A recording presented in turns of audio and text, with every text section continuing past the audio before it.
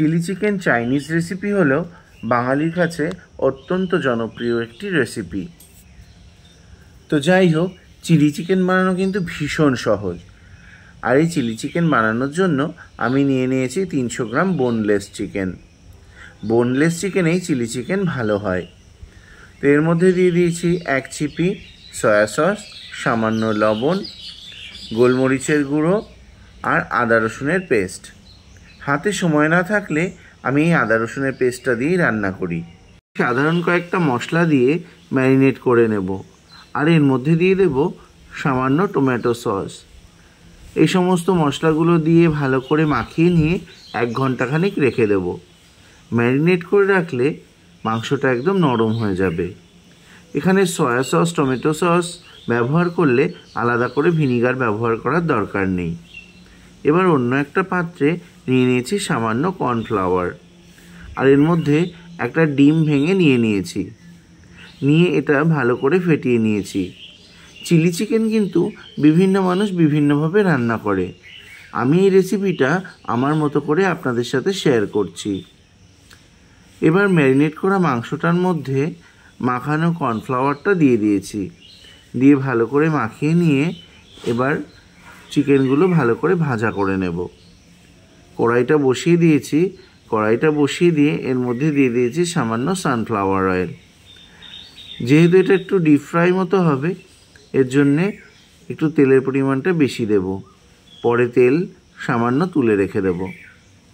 যাই হোক, প্রথমে চিকেনগুলো ভালো করে ভেজে নিচ্ছি। এইভাবে চিকেনগুলো দিয়ে দিয়েছি। এইভাবে কিন্তু পকোড়া বানিয়েও খাওয়া যায়।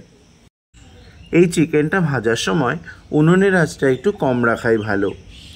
খুব ধীরে ধীরে ভাজা হলে মাংসের ভেতরটা ভালোভাবেই ভাজা হয়ে যাবে আর মাংসটা ভালো সফট হবে। চাইনিজ রান্নাগুলো বানানো কিন্তু ভীষণ সহজ।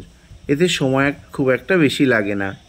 জাস্ট চিকেনটা ম্যারিনেট করার একটু ঝামেলা থাকে আর রান্না করতে বেশি সময় লাগে না। এই পকোড়ার মতো করে সমস্ত চিকেনগুলো আমি ভেজে নিয়েছি। এত ভালো গন্ধ বেরোচ্ছে যে জিভে জল চলে আসছে। যাই হোক, এটা পকোড়া টেস্ট করে দেখছি কেমন হয়েছে। দারুণ হয়েছে। যাই হোক, বাকি রান্নাটা শেষ করতে হবে। তেলটা আমি অনেকটাই দিয়েছিলাম, তাই বেশি তেলটা তুলে রেখে দিয়েছি। এবার ওই তেলে দিয়ে দিয়েছি কেটে রাখা ক্যাপসিকাম। ক্যাপসিকামের পিসগুলো ঠিক এরকম হবে। আর সাথে দিয়ে দিয়েছি পেঁয়াজ। দিয়ে ভালো করে নাড়াচাড়া করে নিয়েছি। এর মধ্যে দিয়ে দিয়েছি সামান্য লবণ, যাতে এটা নরম হয়ে যায়। এইভাবে নাড়াচাড়া করে এর মধ্যে দিয়ে দিয়েছি টমেটো সস। টমেটো সসের পরিমাণটা একটু বেশি দেব। আর এর মধ্যে দিয়ে দিয়েছি বাড়িতে বানানো চিলি সস। আর দিয়েছি আদা রসুনের পেস্ট, সাথে দিয়েছি খানিকটা সয়া সস। আর দিয়ে দিয়েছি কেটে রাখা কাঁচা লঙ্কা। ঝালের পরিমাণটা যে যেমন খাবে সে তেমন দিতে পারেন। তো আমি একটু ঝালটা বেশি দিয়েছি, যেহেতু চিলি চিকেন বানাচ্ছি। এবার ম্যারিনেট করার সময় সামান্য কর্নফ্লাওয়ার বেঁচেছিল, তার মধ্যে জল দিয়ে একটু পাতলা করে এর মধ্যে জলটা দিয়ে দিচ্ছি।